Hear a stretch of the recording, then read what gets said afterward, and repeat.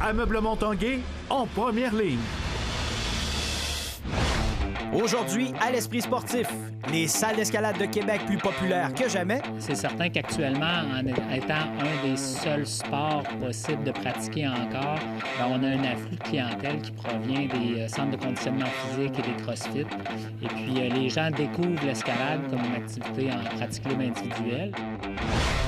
La bulle du hockey junior majeur au Centre Vidéotron, un succès qui pourrait rapidement être répété. Si on n'est pas en mesure de reprendre notre calendrier régulier, on doit y aller avec les environnements protégés et qu'on doit se rendre au maximum d'environnements protégés qu'on a planifié.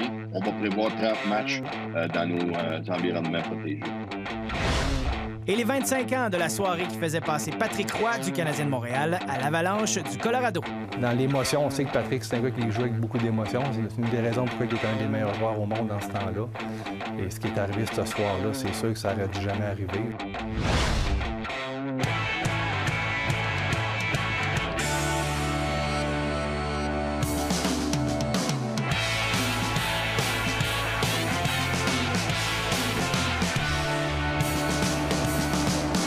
Salut, ici Jonathan Fournier, je vous souhaite la bienvenue à l'Esprit sportif.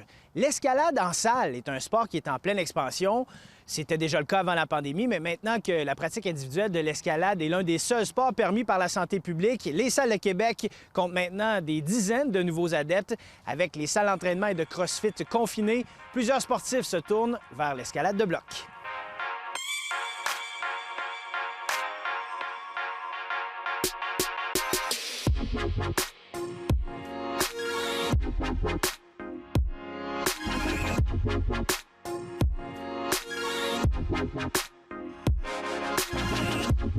Vincent, bienvenue à l'Esprit sportif. Oui, merci, Jonathan. On prend des nouvelles du monde de l'escalade. Est-ce que la pandémie a été difficile? Ah, c'est pas facile pour personne, je pense, la pandémie. On se le cachera pas, là. C'est un passage obligé. Vous avez été arrêté, comme tout le monde, quelques mois là, au courant de l'été, mais la reprise des opérations a été bonne? La reprise des opérations a été bonne. On a repris à l'été, c'est notre période la plus creuse. Fait que c'était pas la période la plus achalandée des salles d'escalade. Ça nous a permis quand même de bien s'ajuster aux opérations puis à notre nouvelle réalité. Quelles sont les différentes mesures sanitaires qu'il faut suivre? Dans quelle mesure on peut pratiquer l'escalade en ce moment? Évidemment, le port du masque, ça va de soi. Le lavage des mains, ça va de soi aussi. La mesure qu'on sent le plus dans les salles d'escalade, c'est vraiment les capacités limitées. Il y a une répartition de notre achalandage sur toutes les heures d'opération. Fait que de jour, on voit quand même plus de clientèle que dans le passé. Puis de soir, il y a beaucoup moins de monde que d'habitude. Au début, il fallait mettre le masque. C'était vraiment difficile de s'entraîner avec le masque. On avait de la misère à respirer, mais on a commencé à s'habituer. Puis maintenant, on s'entraîne tous les jours avec un masque, puis c'est ça. Fait que c'est rendu normal, là. Avant, on utilisait de la magnésie en poudre dans des balles comme ça. Maintenant, on va utiliser de la magnésie liquide qui contient une proportion d'alcool, ce qui permet de bien se désinfecter les mains avant chaque grain. Ce produit-là existait pourquoi avant? Y a-t-il été inventé pour ça? Oui, ça existait, mais c'était utilisé, modestement, si on veut. Mais maintenant, c'est vraiment bien implanté dans les salles d'escalade. Ça permet aussi d'avoir une meilleure qualité de l'air.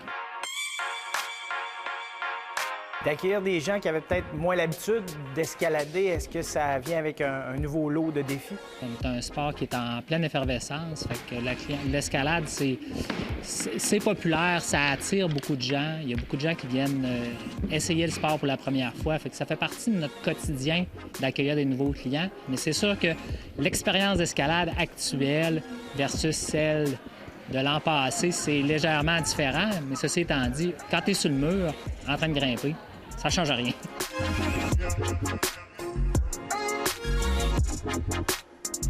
Parmi les chanceux qui peuvent continuer à pratiquer leur sport en zone rouge, il y a les étudiants athlètes sport-études escalade. Comment ça va pour eux en ce moment? Ils sont vraiment contents de continuer à grimper, là.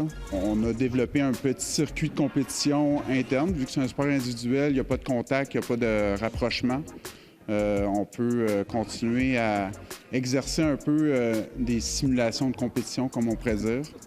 Donc là, on en a fait 4 ou 5. On va faire des championnats, des classements cumulatifs. Ça les garde motivés à s'entraîner aussi puis à se surpasser, là.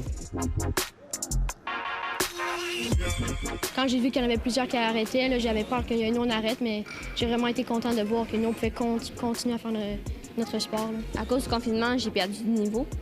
Ça me donne le temps d'en reprendre aussi. Fait que ça m'avantage un peu aussi. C'est sûr que c'est plate parce que j'aime ça faire des compétitions. Puis ça m'aide à m'améliorer, mais regarde, c'est la vie. Là. On prend des nouvelles du circuit de compétition. Il y a eu des décisions qui ont été prises de ce côté-là là, en termes de compétition d'escalade. Oui, absolument. Alors, on a tergiversé un petit peu avec le circuit cette année. On croyait être bon pour avoir un circuit Coupe Québec écourté. Finalement, la saison a été annulée au complet. Cette année, on avait appliqué encore sur des circuits Coupe Québec local, championnat provincial aussi qu'on était censé tenir. Ça n'a pas lieu.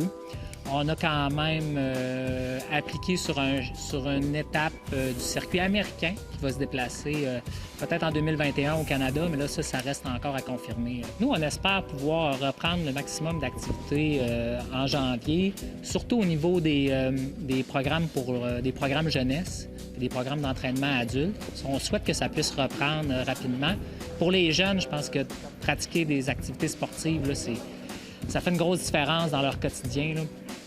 On aimerait ça que ça reprenne vite. Après ça, je me fais pas non plus d'accroire par rapport à la tenue d'événements compétitifs du circuit Coupe Québec là, pour le début de l'hiver, assurément. Fait qu'on verra au printemps si on est capable de tenir des étapes du circuit, puis peut-être décaler un petit peu la saison, puis avoir suffisamment d'étapes pour qualifier des jeunes pour un championnat canadien éventuel. On va vous souhaiter le meilleur pour la suite. Merci. Merci, Jonathan.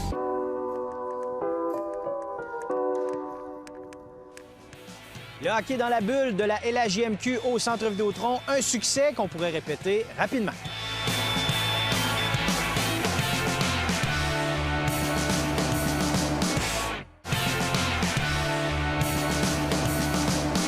La Ligue de hockey junior majeur du Québec sera en pause jusqu'au 3 janvier prochain. Compte bien poursuivre et conclure la présente saison. La Ligue a déjà élaboré des plans de zones protégées afin que les 18 équipes puissent disputer jusqu'à 30 matchs. Le reportage de Stéphane Turcot.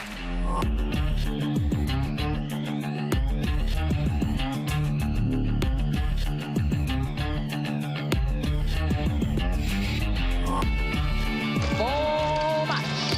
111 parties au total jouées jusqu'ici dans la LHJMQ. C'est peu, mais satisfaisant. Je suis content qu'on ait été en mesure de jouer 111 matchs, considérant ce qui nous est arrivé dès le début de la saison avec les résultats positifs qu'on a connus à l'Armada puis avec le Phoenix de Sherbrooke.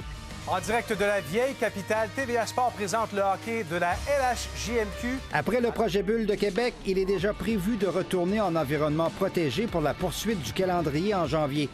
Il y aura un premier week-end du 22 au 24 janvier, alors que 2 parties seraient jouées en 3 jours dans 6 villes différentes.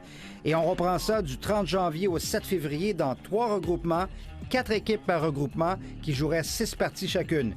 Une idée qui pourrait compléter le calendrier. Si on n'est pas en mesure de reprendre notre calendrier régulier, qu'on doit y aller avec les environnements protégés et qu'on doit se rendre au maximum d'environnements protégés qu'on a planifié, on va prévoir 30 matchs dans nos environnements protégés. Voilà, c'est parti, mise en jeu apportée par Dufour. Et mardi en après-midi, le comité hockey de la LHJMQ se penchait déjà sur une formule de série. Au moment où on se parle que tous les éléments sont sur la table à regarder en fonction du format des séries éliminatoires. On va, dans un premier temps, finaliser notre saison. Entre-temps, on va se préparer pour des séries éliminatoires. On va se préparer également pour notre séance de sélection et pour la période d'échange. Tout ça, toutefois, demeure à être approuvé par la santé publique. Stéphane Turcot, à Québec.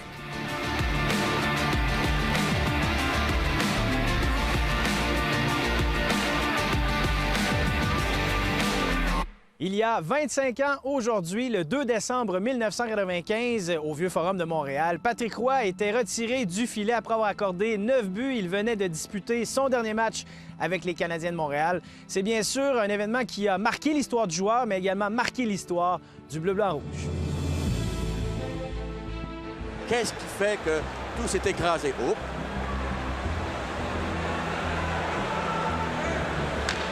Roy qui est allé s'adresser au président Corré. Oui. C'est à ce moment que Patrick Roy a prononcé son divorce avec le Canadien. Dans l'émotion, on sait que Patrick, c'est un gars qui joue avec beaucoup d'émotion. C'est une des raisons pourquoi il est un des meilleurs joueurs au monde dans ce temps-là.